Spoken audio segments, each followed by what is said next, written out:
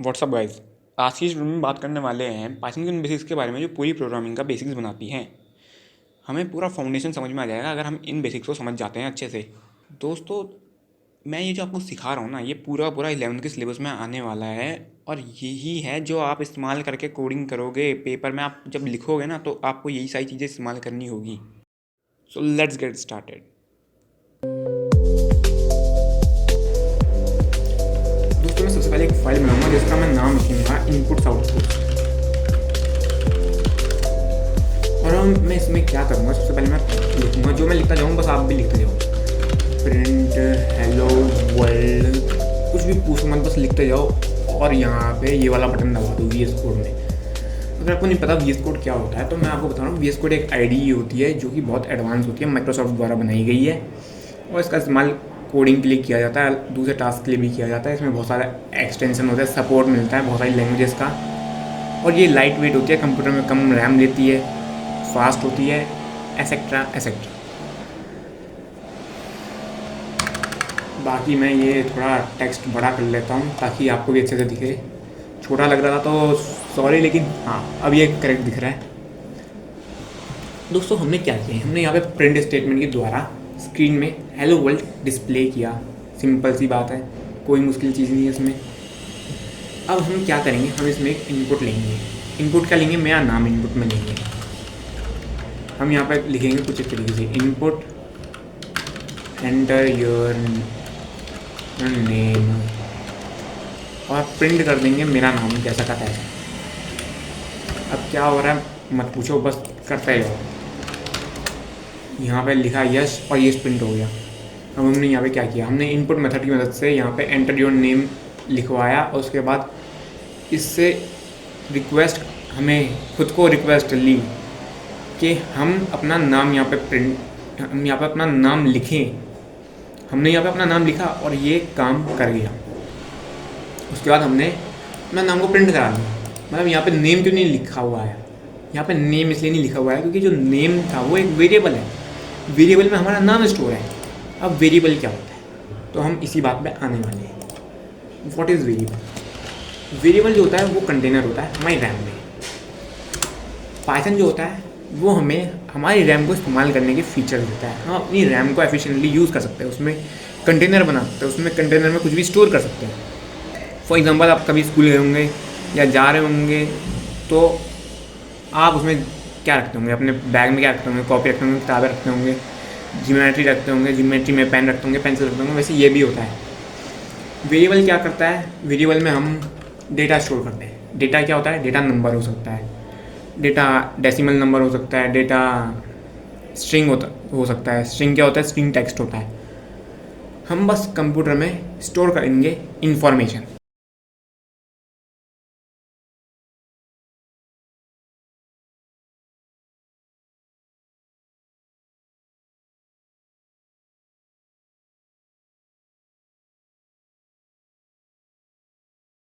तो दोस्तों, हमने क्या किया, यहाँ पे हमने ए बनाया, ए में 10 डाला, 10 को प्रिंट करा लिया।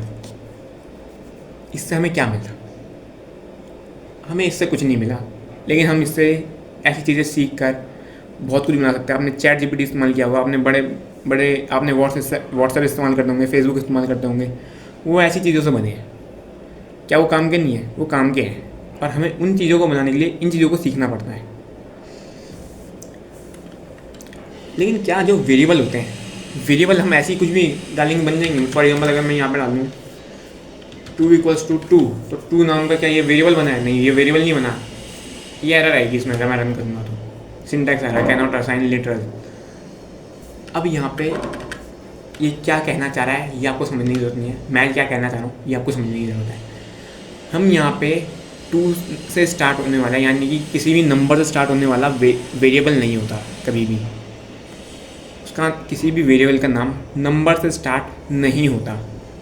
अब आप यहाँ कहेंगे यहाँ आगे भी तो एक नंबर ही लिखा हुआ है। तो हाँ, आगे एक नंबर लिखा हुआ है, लेकिन जो नंबर आगे लिखा है वो नंबर है, वेरिएबल नहीं है। हमें जब भी एक वेरिएबल बनाना है तो उसका कभी पहला स्टार्टिंग कभी भी स्पेशल कैरेक्टर, यानी कि फॉर एग्जाम्पल मैंने यहाँ पे डॉलर लगा दूँ और डॉलर के बाद ए लिखूँ, उसके बाद लिखूँ 2 तो क्या ये एक वेरिएबल होगा? नहीं, ये भी एक वेरिएबल नहीं होगा, इसमें भी एरर है। ये देख रहे हो ना आप यहाँ पे, ये एरर आ रही है यहाँ पे ये। और क्या एरर है? सिंटैक्स एरर है, इनवैलिड सिंटैक्स। सिंटैक्स लिखने के तरीके को कहते हैं कोड को। पाइथन का अपना एक सिंटैक्स होता है जिसके आधार पर हम कोड लिखते हैं। यहाँ पे मैं आपको सिंटैक्स सिखा रहा हूँ। पाइथन क्या है? पाइथन अपना सिंटैक्स है। हम यहाँ पे ए नाम से वेरिएबल बना सकते हैं, ए बी नाम से वेरिएबल बना सकते हैं, उसमें टू स्टोर करा सकते हैं। क्या हम उसमें, और हम इसमें अंडरस्कोर इस्तेमाल कर सकते हैं, लेकिन हम इसमें प्लस इस्तेमाल नहीं कर सकते, हम इसमें माइनस इस्तेमाल नहीं कर सकते। हम इसमें नंबर इस्तेमाल तो कर सकते लेकिन स्टार्टिंग में नहीं कर सकते।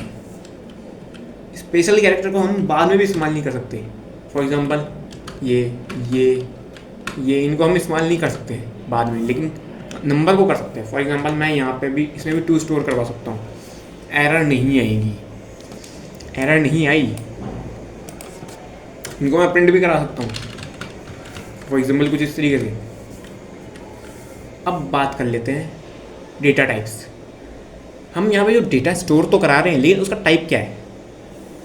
तो हमने जो अब तक स्टोर कराया वो तो इंटीजर है, यानी कि हमने नंबर स्टोर कराया है। नंबर दो तरीके के होते हैं, एक जिनमें डेसिमल आता है, दूसरे में नहीं आता। तो उनका क्या, वो दो तरीके होते, वो दो टाइप होते हैं। वो एक टाइप नहीं होता, वो दो टाइप होते हैं। ये बात दिमाग में रखना, भूल मत जाना। जो मैं यहाँ पे लिख देता हूँ 2 10, मैं यहाँ पे एग्जांपल लिख रहा हूँ 12 जो होते हैं वो होते हैं इंटीजर्स,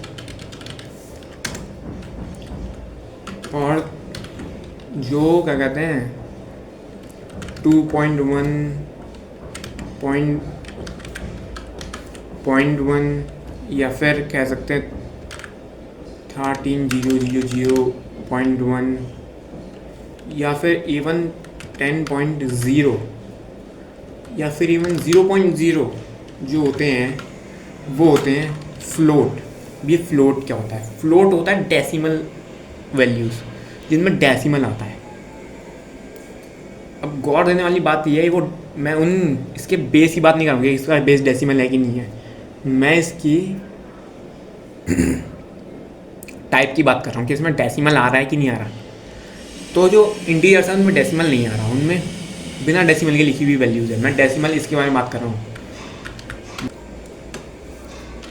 अब मैं यहाँ पे एक वेरिएबल बनाऊँगा, उसका नाम लूँगा मैं बी में मैं स्टोर करूँगा 0.1। 0.1 का मैं इसका टाइप पूछूंगा कि क्या टाइप है इसका, तो ये क्या बोलेगा? ये देख रहे हो, फ्लोट टाइप है इसका टाइप इंटीजर नहीं है, फ्लोट टाइप है इसका। लेकिन अगर मैं यहाँ पे पॉइंट हटा दूँ तो क्या बोलेगा? इंट टाइप है इसका। इंट इंटीजर की शॉर्ट फॉर्म है। अब अगर मैं यहाँ पे एक सी नाम का वेरिएबल बनाऊँ और उसमें यस स्टोर करूँ और उसका प्रिंट करूँ टाइप C, तो क्या होगा? पहले ये टाइप बताएगा str, स्ट्रिंग की शॉर्ट फॉर्म। स्ट्रिंग क्या होती है? स्ट्रिंग टेक्स्ट को कहते हैं, यानी कि जो कोई भी जो टेक्स्ट होगा ना वो स्ट्रिंग कहलाएगा। जैसे कि मैंने यहाँ पे अपना नाम लिखा है, ये कोई नंबर नहीं है, ये कोई फ्लोटिंग पॉइंट वैल्यू नहीं है, ये क्या है? ये मेरा नाम है, स्ट्रिंग है, टेक्स्ट है।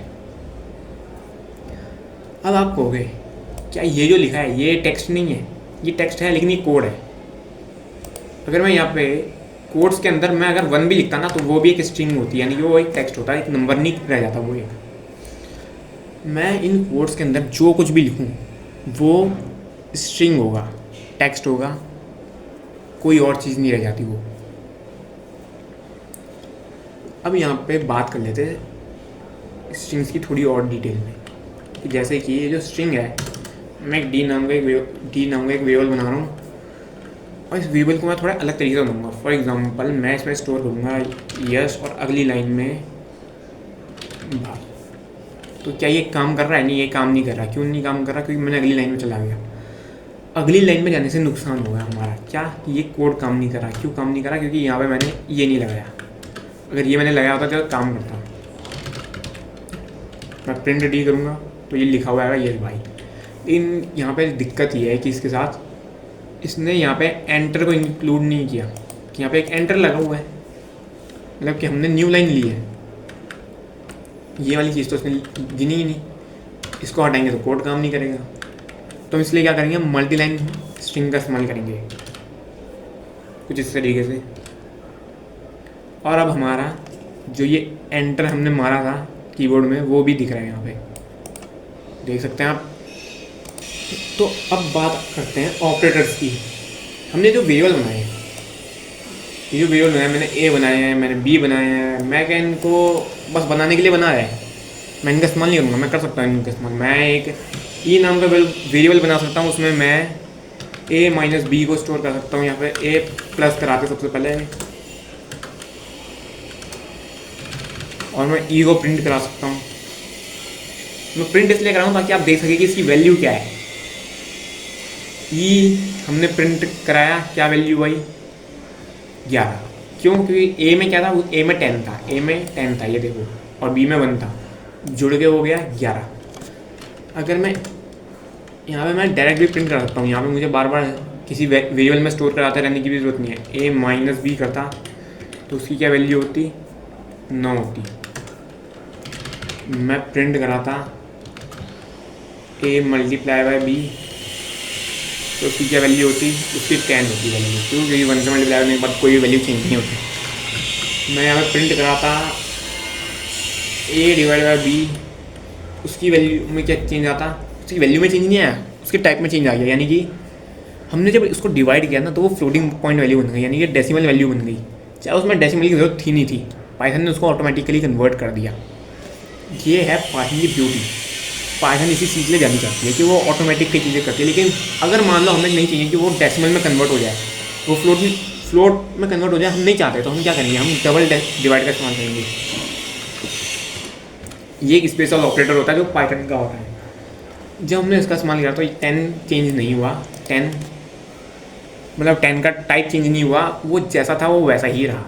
और अब हम अगले पे जाएंगे, वो है डबल मल्टीप्लाई।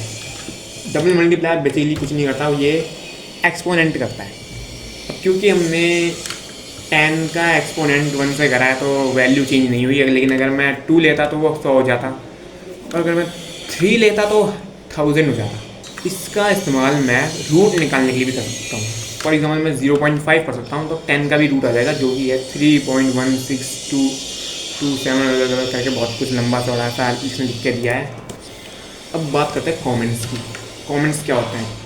कमेंट्स वो टेक्स्ट होता है जो कि पाइथन इग्नोर करेगा। यानी कि मान लो यहाँ पे आप ऐसा टेक्स्ट लिखना चाहते हो कि आपको समझना है इस कोड को, लेकिन आप हो सकता है इस कोड को फ्यूचर में भूल जाओ जो ये लिखा था, कि आपको समझ में नहीं आ रहा आपने ये क्यों लिखा था, किस लिए लिखा था, क्योंकि इस कोड का रियलिटी में कोई मतलब ही नहीं है, मैंने क्यों लिखा है ये कोड। मैं यहाँ लिख सकता हूँ फॉर एग्जाम्पल मैंने ये लिखा है, ये यहाँ पे बीच में कुछ भी नहीं हो रहा, इसका कोई लेना देना ही नहीं है इस कोड का। क्यों लेना देना नहीं है? क्योंकि एक कॉमेंट है।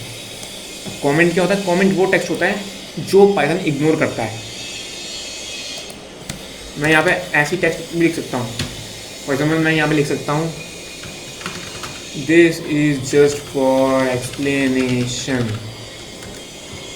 अब मान लो अगर मेरे को 2 लाइनों में लिखना होता तो मैं कैसे लिखता? मैं लिखता this is just for explanation. लेकिन यहाँ पे तो दिक्कत हो गई, यहाँ पे 2 लाइनों में एक्सेप्ट नहीं कर रहा। हम यहाँ पे क्या करेंगे, हम हैशटैग हटाएंगे, हम यहाँ पे कुछ इस तरीके से ट्रिपल कोट्स का इस्तेमाल करेंगे। जो हमने मल्टीपल लाइन स्ट्रिंग्स लिखने के लिए किया था, हम वही मल्टीपल लाइन कमेंट्स लिखने के लिए स्टोर करेंगे। यहाँ पे गौर करने वाली ये बात है, ये कमेंट के रूप में बिहेव करेगी।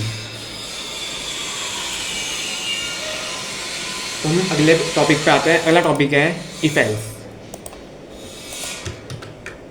दोस्तों मान लो आप चाहते हो कि कोई कंडीशन आप इसमें डालो, जैसे कि मैं आपको करके दिखाता हूँ, बोल के नहीं करके दिखाता हूँ। इफ एल्स नाम से एक फाइल बनाऊंगा, ifelse.py। उसमें स्टोर करूँगा क्या, इसमें स्टोर नहीं करूँगा, मैं इसमें इनपुट लूँगा। मैं इसमें एज इनपुट लूँगा, एज इंट इनपुट। मैं बस जो करता जाऊँ करता जाऊँ सबके साथ। एंटर योर एज और इफ एज ग्रेटर और इक्वल टू 18 यानी 18। ये क्या हो गया? प्रिंट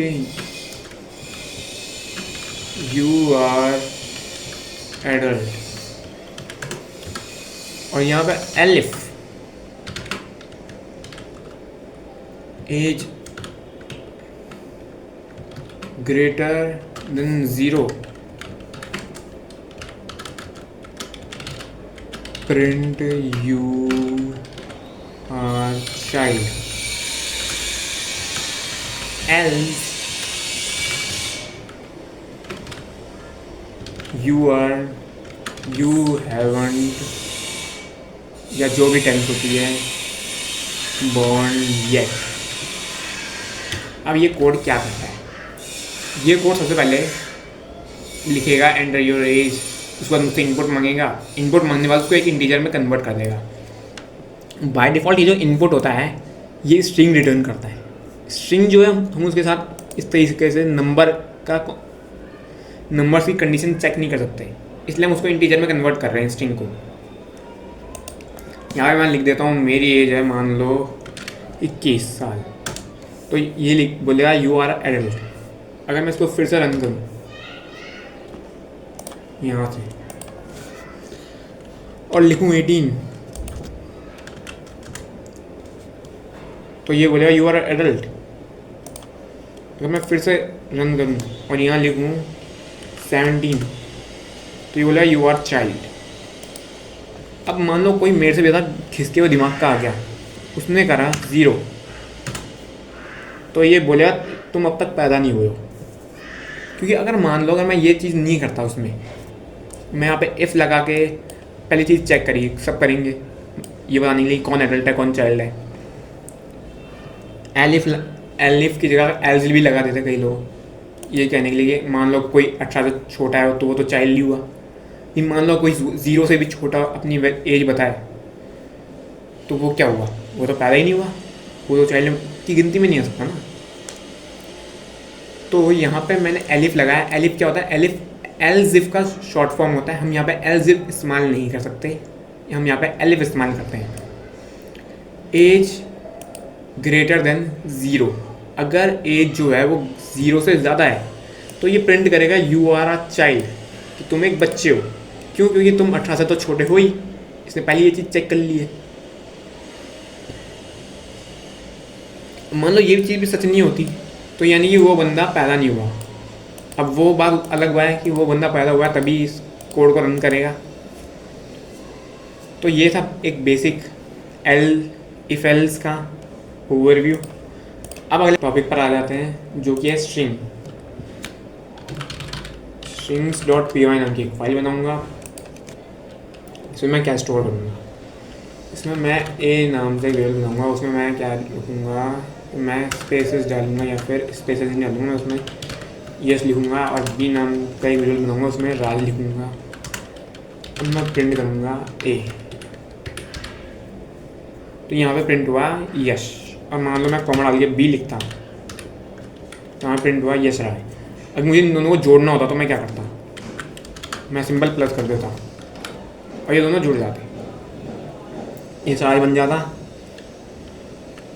अब मान लो मैं इसको स्टोर करा दूँ सी में, ए प्लस बी, तो सी में क्या स्टोर हो गया? यशराज। यहाँ पे मैं कमेंट्स का इस्तेमाल कर सकता हूँ, मैं यहाँ पे लिख सकता हूँ यशराज स्टोर हुआ इसमें, और मैं यहाँ पे सी प्रिंट करा सकता हूँ डायरेक्ट। इनमें यहाँ पे क्या करूँगा? मैं यहाँ पे डी नाम का एक वेरिएबल बनाऊँगा, उसमें लिखूँगा काफ़ी सारे स्पेसेस लगा के यश, तो काफ़ी सारे स्पेसेस लगाऊँगा। उसके बाद इसको बंद कर दूँगा और प्रिंट करूँगा डी। अब मैंने यहाँ पे एक ये क्यों लगाया है, ये चीज़ मैंने क्यों लगाई? ताकि पता चले कि स्पेसेस कहाँ तक है। स्पेसेस यहाँ तक है, यहाँ तक एक स्पेस, ये इसका डिफ़ॉल्ट स्पेस है।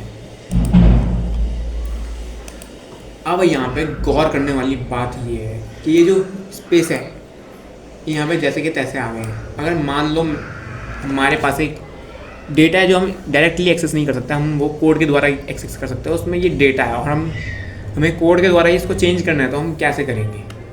हम यहाँ पे डी में इसको जो स्टोर हमने कराया है उसमें क्या करेंगे, हम उसमें स्ट्रिप का इस्तेमाल करेंगे। हम स्ट्रिप लिखेंगे, ये हट गया और जो डिफ़ॉल्ट स्पेस था वो ही बचा है बस।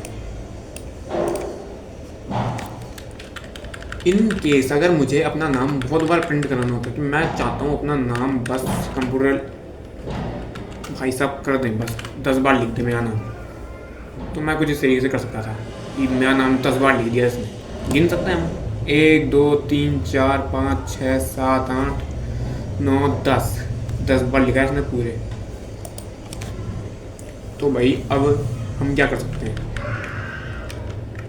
अब मान लो अगर मेरे नाम में मुझे नहीं पता कि यहाँ पे क्या लिखा है, इस डी वेरिएबल में क्या है, और मैं यहाँ पे कोड के द्वारा ही चेक करना चाहता हूँ कि यहाँ पे क्या लिखा है, तो मैं ये भी चेक कर सकता हूँ। मान लो इसमें क्या सारे जो अल्फ़ाबेट्स हैं वो लोअर केस है कि नहीं है, तो मैं यहाँ पे चेक कर सकता हूँ इज़ लोअर, तो यहाँ पे ट्रू आया है। ट्रू का मतलब सही है, हाँ सारे के सारे केस लोअर है। मान लो यहाँ पे एक केस बड़ा होता है, ए का जो केस है वो बड़ा होता है, तो यहाँ पे फॉल्स आता है। क्यों? क्योंकि वो लोअर केस नहीं है। अब मान लो यहाँ पे मैं अपर लिखता तो क्या होता, अपर लिखता तो ट्रू नहीं हो जाता, वो तो भी वो फॉल्स ही आता। क्यों? क्योंकि उसमें वो सिर्फ वही अपर केस है ए, बाकी सारे तो लोअर केस है। क्या मैं इसको सिर्फ चेक कर सकता हूँ, मैं इसको बदल नहीं सकता, मैं इसको बदल भी सकता हूँ। मैं पूरे को अपर केस बना सकता हूँ, प्रिंट हो गया। उस पूरे को लोअर केस बना सकता हूँ, लोअर केस हो गया। मैं इसको कैपिटलाइज कर सकता हूँ। कैपिटलाइज क्या करता है, कैपिटलाइज पहले जो कैरेक्टर है उसको कैपिटल कर देता है। वैसे जो पहला कैरेक्टर था वो क्या था, पहला कैरेक्टर तो इसमें स्पेस है, इसमें कैपिटलाइज नहीं करा। अब यहाँ पे हम क्या चाहेंगे, हम यहाँ पे स्ट्रिप का इस्तेमाल करेंगे। स्ट्रिप का इस्तेमाल करा, स्पेसेस हटाए और इसने पहले लेटर को कैपिटलाइज कर दिया। अब मैं यहाँ पे टाइटल का एक भी इस्तेमाल कर सकता हूँ। टाइटल क्या करता है, टाइटल पहले हर शब्द के पहले लेटर को कैपिटलाइज करता है। अगर मैं यहाँ पे स्पेसेस रह भी जाते तो भी टाइटल ऐसा फंक्शन है जो उसको कैपिटलाइज कर देता, और बाकी को स्मॉल बना दिया इसने। ए को जो कैपिटल था उसको स्मॉल भी बना दिया इसने। ये इसकी काबिलियत है। अब मान लो अगर मैं चाहता हूँ कि यहाँ पे कुछ और लिखा रहता, जैसे कि यहाँ पे लिखा रहता आपको एक, यहाँ पे चेंज नहीं करते, यहाँ पे जैसा था वैसे ही छोड़ देते। अगले पे आते हैं, ई नाम का एक वेरिएबल बनाते उस पर लिखते हैं आपको एक brown fox jumps over lazy dog. अब मान लो हम चाहते हैं हमें हर एक जो वर्ड है वो अलग अलग मिले। हम क्या करेंगे, हम यहाँ पे प्रिंट करेंगे ई डॉट स्प्लिट स्पेस, हर एक वर्ड अलग अलग हो गया। मान लो हम यहाँ पे पार्टीशन का इस्तेमाल भी कर सकते थे। पार्टीशन भी एक फंक्शन होता है जो कि स्प्लिट करता है, लेकिन वो सिर्फ पहली ऑकरेंस को स्प्लिट करता है। यानी जहाँ पे इसको पहला मिला स्पेस वहाँ पे ये स्प्लिट कर देगा। बाकी क्या कहते हैं, बाकी ये जो स्ट्रिंग है वो उसको एक जगह रखेगा, और जो उससे पहले की जो स्ट्रिंग है वो उसको एक जगह रखेगा, और जो उसने स्प्लिट करा है जिससे उसको भी बीच में रखेगा। इन केस अगर हमें ऐसी फंक्शनैलिटी का इस्तेमाल करना है तो पाइथन ने हमें ये फंक्शनैलिटी भी दी है। अब मान लो ये हमारे पास सारे स्प्लिटेड रहते हैं, स्प्लिट वापस लगा दूंगा और इसको मैं स्टोर कराऊंगा एफ में। अब एफ में क्या है, एफ में उसके सारे शब्द हैं, एक एक शब्द अलग अलग पढ़ा है। अब अगर मान लो इसको मैंने वापस जोड़ना होता और मेरे पास आया ही ऐसे होता ही है, मेरे पास ये डेटा आया ही ऐसे शब्दों में होता, तो मैं क्या करता, मैं इसको जोड़ता। कैसे जोड़ता, मैं जॉइन का इस्तेमाल करता। मैं स्पेस लिखता, जॉइन करता, एफ, जॉइन, जुड़ गया। अब मुद्दे की बात यह है कि इसने काम कर दिया हमारा।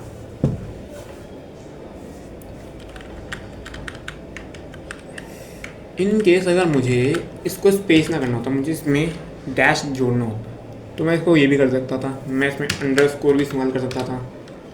मतलब अलग अलग तरीके से ये जुड़े हुए मुझे मिल जाते। लेकिन क्या सच में मुझे इसके लिए स्प्लिट करना ज़रूरी था? नहीं, मैं इसमें रिप्लेस का भी इस्तेमाल कर सकता था। फॉर एग्जाम्पल मैं यहाँ पे प्रिंट तो करूँगा लेकिन एफ की मदद से नहीं, मैं ई की मदद से करूँगा। ई डॉट रिप्लेस, ई नहीं स्पेस को यहाँ दिखा रहा है ना ये ओल्ड। हमें किसे रिप्लेस करना है? हमें स्पेस को रिप्लेस करना है। किससे रिप्लेस करना है? हमें अंडरस्कोर से रिप्लेस करना है। दोनों सेम ही चीज़ हुई। अब ये जो लाइन है, अब कोई brown fox jumps over a lazy dog, मान लो मुझे इसमें काउंट करना है कितने स्पेसेस हैं या कितने ओ हैं, तो मैं क्या करूँगा? मैं अब प्रिंट करूँगा ई डॉट काउंट स्पेस। इसने बता दिया 8 स्पेसेस हैं। मतलब मान लो मेरे पास अगर एक क्या कहते हैं, मेरे पास एक डेटा होता है जिसमें बहुत सारे वर्ड होते हैं, मतलब बहुत सारे मिलियंस ऑफ वर्ड्स, तो मैं स्पेसेस क्या गिनने बैठता वहाँ पे? यहाँ तो मैं डायरेक्टली स्पेसेस गिन सकता हूँ मैनुअली, लेकिन क्या मैं वहाँ पे स्पेसेस नहीं गिनता मैं वहाँ पे ऐसी फंक्शनलिटी का इस्तेमाल मांगता। तो इसने मुझे ऐसी फंक्शनलिटी दे दी। अब इसमें बहुत सारे फंक्शन होते हैं, मैं पहले बता रहा हूँ। स्ट्रिंग्स में बहुत सारे फंक्शन होते हैं जो कि आपकी स्क्रीन पर मौजूद हैं। इन सबको आप ट्राई कर सकते हैं खुद से, आपको ट्राई करना चाहिए, यह रिकमेंडेड है और इसकी मदद से ही आप खुद से सीख पाएंगे। अगले टॉपिक पे बढ़ते हैं जो कि है लिस्ट। मैं लिस्ट के लिए फाइल बनाऊंगा, list dot P Y L नाम से एक लिस्ट बनाऊंगा। 1 2 3 4 5। मैंने कुछ प्रिंट नहीं कराया, प्रिंट करा लेता हूँ।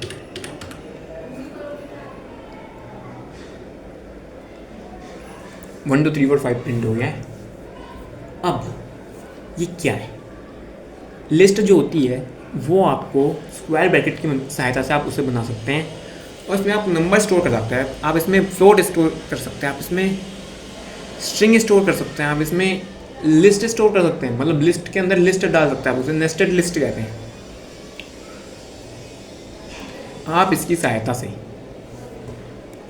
इसमें आप मतलब बहुत कुछ डाल सकते हैं। आप इसमें कुछ भी डाल सकते हैं, बहुत सारी चीज़ें डाल सकते हैं। आप इंट और स्ट्रिंग और बहुत सारी चीज़ें एक साथ भी डाल सकते हैं इसमें। तो चलिए मैं आपको करके दिखाता हूँ। मैंने यहाँ पे जो भी प्रिंट करा था, मैंने 1 2 3 4 5 लिखा था, 1 2 3 4 5 प्रिंट हो गया। अब मान लो अगर मुझे इसमें कुछ जोड़ना होता, जैसे मान लो मैं इसमें अपेंड करना चाहता हूँ, एक और एलिमेंट जोड़ना चाहता हूँ जो कि है 1। पहले इसमें पहले से, लेकिन मैं फिर भी जोड़ूंगा। तो प्रिंट हो गया और जैसा का वैसा प्रिंट हुआ है। अब मान लो अगर मुझे पहले वाले 1 को एक्सेस करना है तो मैं 0 लिखूँगा स्क्वायर ब्रैकेट की सहायता से। अब मैंने स्क्वायर ब्रैकेट में 0 क्यों लिखा? स्क्वायर ब्रैकेट में मैंने 1 क्यों नहीं लिखा? कि मुझे पहला एलिमेंट चाहिए। पहला एलिमेंट किसको चाहिए? पहला एलिमेंट मुझको चाहिए, लेकिन पाइथन को क्या सच में मेरी बात समझ में आएगी अगर मैं पहला लिखता? तो पाइथन का सिंटैक्स ये कहता है कि जो आपका पहला एलिमेंट है वो 0 आईडी के साथ स्टोर हुआ है।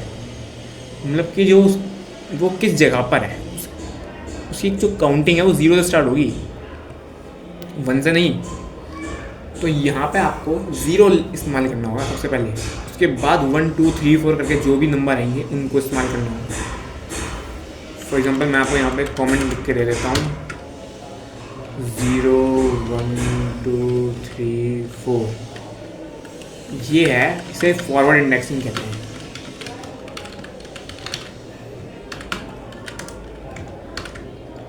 बैकवर्ड इंडेक्सिंग भी होती है जिसमें कि सब कुछ उल्टा चलता है, यानी कि 5 नहीं -5 -4 -3 -2 और -1। अब इन वैल्यूज़ को मैं किस तरीके से इस्तेमाल करता? मुझे मान लो लास्ट में अपेंड किया हुआ अपना 1 चाहिए, मैं -1 इस्तेमाल करता। अगर मुझे 5 चाहिए तो मैं -2 इस्तेमाल करता। मैं इसमें 4 भी इस्तेमाल कर सकता था 5 के लिए। मुद्दे की बात यह है कि हम यहाँ पर फॉरवर्ड इंडेक्सिंग और बैकवर्ड इंडेक्सिंग दोनों इस्तेमाल कर सकते हैं। अपने अपने केसेस पे हमें इनकी ज़रूरत पड़ती है। अब मान लो मेरे पास एक और लिस्ट होती, वो ए नाम से होती, ए में होता ए बी सी डी, और मैं चाहता कि जो एल है उसमें आ जाए ए भी जुड़ जाए उसमें, तो मैं क्या करता हूँ, मैं इसमें डायरेक्ट भी जोड़ सकता हूँ, मैं इसमें ऐसे भी जोड़ सकता हूँ, प्रिंट भी करा लेता हूँ एल को ताकि आप देख सको, तो ये डायरेक्ट जुड़ जाएगा। लेकिन अगर आप पेपर देने जा रहे हो तो आपको एक्सटेंड का इस्तेमाल करके दिखाना है। एक्सटेंड करोगे, ए को एक्सटेंड करोगे और ये तब भी जुड़ जाएगा। दोनों में कोई अंतर नहीं है, बस एक कन्वीनियंट है, एक कन्वीनियंट आपको थोड़ा कम लग सकता है। अब बात करते हैं सेट्स की। सेट्स क्या होते हैं? सेट्स आपने 11th में पढ़े होंगे। 11th में जो सेट थे उनका बेसिक आइडिया ये था कि जो सेट होते हैं उनमें यूनिक ऑब्जेक्ट्स होती है, यानी कि कोई भी ऑब्जेक्ट रिपीट नहीं होती है। फॉर एग्जाम्पल मैंने यहाँ पे एस नाम से एक वेरिएबल बनाता हूँ, उसमें करली ब्रैकेट्स के थ्रू हम क्रिएट करते हैं। इसमें मैं 1 स्टोर करूँगा, 2 स्टोर करूँगा, 3 स्टोर करूँगा, 4 स्टोर करूँगा, 5 स्टोर करूँगा, फिर से मैं 1 डालूंगा, फिर से मैं 2 डालूंगा, फिर से मैं 3 डालूंगा, फिर से मैं 1 डालूंगा, फिर से मैं 2 डालूंगा। उसके बाद प्रिंट करूँगा तो मुझे रिपीटेड वैल्यूज़ देखने को नहीं मिलेंगी। यहाँ पे 1 2 3 4 5 मुझे दिखा, लेकिन उसके बाद का जो मैंने भी लिखा वो नहीं मिला। दूसरी चीज़, इसमें इसकी पोजीशन मैटर नहीं करती कि अगर मैं यहाँ पे 0 करूँ तो एरर आएगी, क्योंकि ये इसकी कोई पोजीशन नहीं है। यहाँ पे इनको मैं एक्सेस नहीं कर सकता, ना फॉरवर्ड ना बैकवर्ड। अगर मैं लिस्ट का इस्तेमाल करता तो मेरे को रिपीटेड वैल्यूज़ देखने को मिलती। 1 2 3 4 5 1 2 3 4 1 2 कॉमा लगा देता हूँ अच्छे से और प्रिंट भी कर देता हूँ लिस्ट को। तो यहाँ पे देख सकते हो रिपीटेड वैल्यूज़ ये रिपीट हुई हैं वैल्यूज़। ऐसा नहीं है वैल्यूज़ रिपीट नहीं हुई, वैल्यूज़ रिपीट हुई है। अगर मेरे पास एक ऐसा केस है जहाँ पे मुझे रिपीटेड वैल्यूज़ चाहिए तो मैं वहाँ पे लिस्ट का इस्तेमाल करूँगा, और एक ऐसा केस है जहाँ पे मुझे रिपीटेड वैल्यूज़ नहीं चाहिए तो मैं वहाँ पे सेट का इस्तेमाल करूँगा। सेट में मैं कोई भी वैल्यू अपेंड नहीं करता, मैं उसमें ऐड कर सकता हूँ, मैं उसमें ए डाल सकता हूँ और प्रिंट भी करा सकता हूँ। क्या कर रहा हूँ मैं? अगले टॉपिक पे आते हैं जो कि है डिक्शनरी।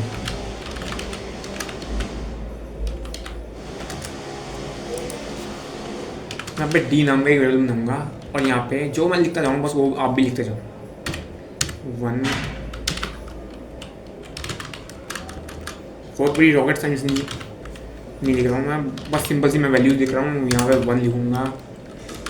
नहीं, मैं इतनी गलतियाँ क्यों कर रहा हूँ टाइप करते हुए।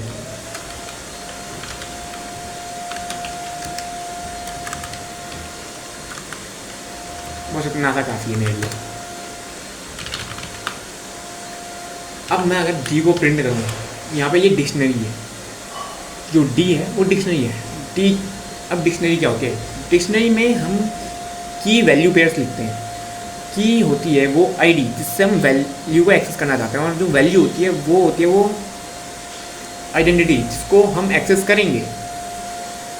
अब यहाँ पे मान लो आप एक क्लास में पढ़ते हो, क्लास में आपका रोल नंबर है 27, तो 27 की मदद से आपको कोई भी क्लास में ढूंढ सकता है। कोई पूछ सकता है कि 27 रोल नंबर कौन है, तो आप अगर वहाँ पे प्रेजेंट होंगे तो आप मिल जाओगे, नहीं होंगे तो नहीं मिलोगे। फॉर एग्जाम्पल ये जो डिक्शनरी है इसमें 3 नहीं है। हम डी में कुछ भी अपेंड या ऐड करने के लिए हम यहाँ पे अपनी मर्जी से उसकी की बनाकर उसमें एक वैल्यू डाल सकते हैं और उसको फिर प्रिंट भी कर सकते हैं। दोस्तों अब बात करते हैं लूप्स की। लूप्स क्या होते हैं? दोस्तों आपने कहीं साइ-फाई मूवीज़ देखी होगी जिसमें लोग टाइम लूप में फंस जाते हैं, जिसके कारण से उनके ज़िंदगी में जो भी हो रहा होता है वो सब कुछ रिपीट होने लग जाता है। वैसे ही यहाँ पे पाइथन में भी लूप्स होते हैं जिनके से हम अपने कोड को रिपीट कर सकते हैं। मेरा जो पाइथन है वो एक ही कोड ब्लॉक को बार बार रीड करेगा। क्यों? क्योंकि हम चाह रहे हैं। फॉर एग्जाम्पल आप ये गेम रन करना चाहते हो और गेम का आपने कोई कोड लिखा है जो कि एक फ्रेम को रेंडर कर रहा है, तो आप चाहोगे कि वो जब तक हम खेल रहे हो तब तक रिपीट होता रहे वो कोड, क्योंकि गेम तब तक रेंडर होती नहीं चाहिए। तो आप लूप का इस्तेमाल करोगे। लूप किस तरीके से बनाया जाता है, मैं यहाँ पे एक वाइल लूप बना के दिखाऊंगा आपको। सबसे पहले हम यहाँ पे एक आई नाम का एक वेरिएबल बनाएंगे, उसमें 0 रखेंगे। वाइल में आई स्मॉलर 10 प्रिंट करेंगे आई कोई, उसके बाद I plus equals to 1। Plus equals to एक ऑपरेटर होता है जिसमें से हम आगे दी गई वैल्यू को अपने वेरिएबल में जोड़ सकते हैं, ऐड कर सकते हैं। अब इसमें क्या हुआ, इसमें हमें 0 से 9 तक की सारी वैल्यूज प्रिंट होती हुई दिख गई। एग्ज़ाम में क्या केस आता, एग्ज़ाम में केस आता कि यहाँ पे आई जो है वो बढ़ नहीं रहा होता, तो ऐसे में क्या होता, जो 0 है वही प्रिंट होता रहता, और हमें अभी से रोकना पड़ेगा वरना हमें दिक्कत हो सकती है।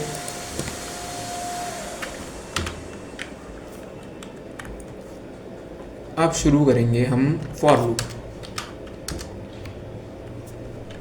जो फॉर लूप होता है वो इससे काफ़ी सिंपल होता है, जिसको समझ आ गया उसके लिए बहुत सिंपल है, जिसको नहीं समझ में आया उसके लिए दिक्कत हो सकती है।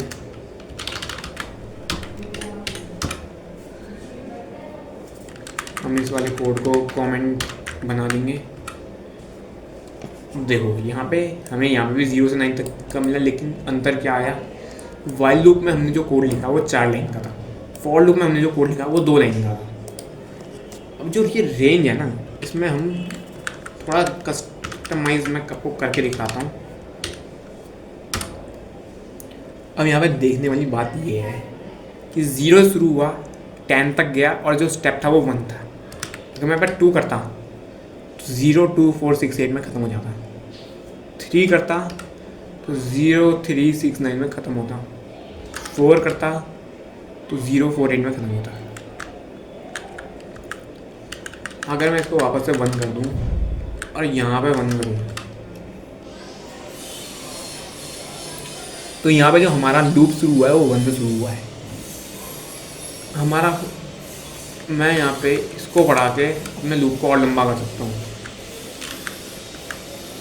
अब आप एक केस सोचेंगे कि यहाँ पे अगर मान लो 1000 होता तो क्या होता, ये चलता ही नहीं, क्योंकि ये चेक करता है कि ये जो है ये इससे छोटा होना चाहिए, लेकिन अगर ये छोटा नहीं होगा तो ये इसको क्या चाहिए, इसको स्टेप रिवर्स में चाहिए।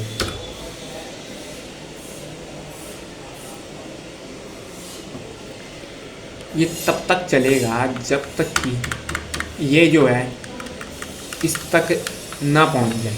पहुंच गया तो ये कोड आगे चलना बंद कर देगा। इसीलिए 100 आपको देखने को नहीं मिला, लेकिन 101 आपको देखने को मिला, क्योंकि 100 पे जब वो पहुंचा तो उसने कोड चलाना बंद कर दिया, वो लूप से बाहर आ गया। अब फॉर एग्जांपल मैं एक कंडीशन रखता हूँ कि अगर मान लो आई जो है वो 500 के बराबर हो जाए तो क्या हो कि लूप टूट जाए, ब्रेक।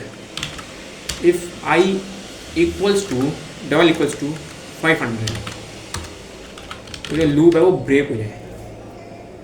अब इसका क्या मतलब है, डबल इक्वल टू जो होता है वो ये चेक करता है कि क्या जो हमने वैल्यू दी है वो दूसरी वैल्यू के बराबर है, मतलब क्या ये जो दोनों वैल्यू हैं आई और 500 क्या ये बराबर है। तो ये 500 के बराबर होने पे ब्रेक हो गया, मतलब कि ये इस लूप से बाहर आ गया। अगर ये बाहर आ जाएगा तो ये वाली स्टेटमेंट प्रिंट होनी चाहिए, हेलो बाहर आ गया, ये डायरेक्ट यहाँ से ये बाहर आ गया। एक कंटिन्यू भी होती है, कंटिन्यू होता तो क्या होता, कंटिन्यू होता तो कुछ नहीं होता, बस ये 500 को स्किप कर देगा।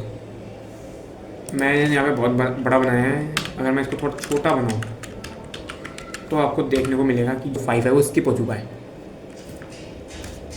मतलब कि कोड जब यहाँ आया तो ये यहाँ इस डायरेक्शन से होते हुए यहाँ आ गया वापस, और इसने इस वाली स्टेटमेंट को स्किप कर दिया।